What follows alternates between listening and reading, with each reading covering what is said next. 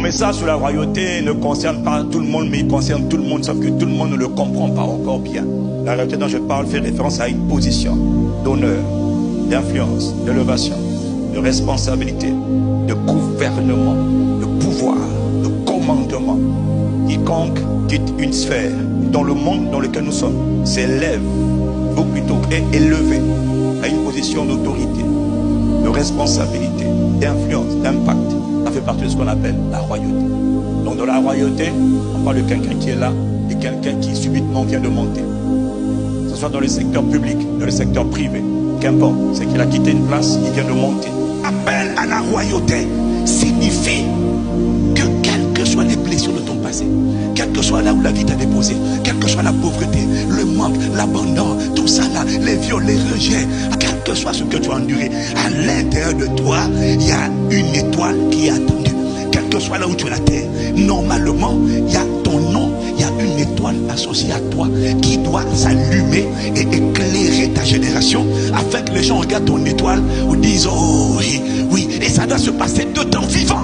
Vous êtes la lumière du monde. Vous êtes le sel de la terre, appelé à impacter chaque sphère d'activité. Tout ne se passe pas à l'église. À l'église, on vient, on se recharge, on fait beaucoup de choses à l'église. Mais il y a plein de choses qui se passent dehors. Quel que soit ton passé, quel que soit ton présent, quels que soient tes manquements, à l'intérieur de toi, quand tu as été créé pour être lumière.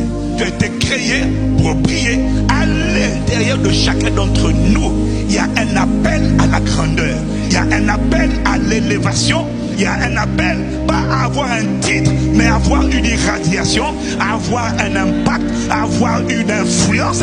Et cette influence n'est possible que si tu es élevé, parce que c'est quand on est élevé qu'on peut éclairer. Alors, en réalité, là, je parle de cette capacité, cette volonté que Dieu a d'établir des hommes et des femmes dans les temps qui ont commencé déjà. Les élever et les positionner afin qu'ils aillent résoudre les problèmes de l'humanité. Joseph avait été envoyé pour résoudre les problèmes de sa génération, de son pays. Tout n'est pas politique. Ça peut être dans le domaine de l'éducation. Qu'est-ce que toi tu as acquis? Qu'est-ce que l'église peut apporter? Dans le domaine de la construction des hôpitaux, dans le domaine du commerce, quelle est notre contribution? Combien pèse l'église? Quelle est la contribution de l'église dans le PIB? Il n'y a pas au moins 1000 personnes qui composent un cantique spécial pour rendre gloire à Dieu à ton sujet. Ça veut dire que tu n'as pas prié. Telle est notre contribution. Dieu n'a rien à dire. Donc Dieu donne seulement aux autres de gérer, puis nous on doit consommer. Sommes-nous des consommateurs éternels?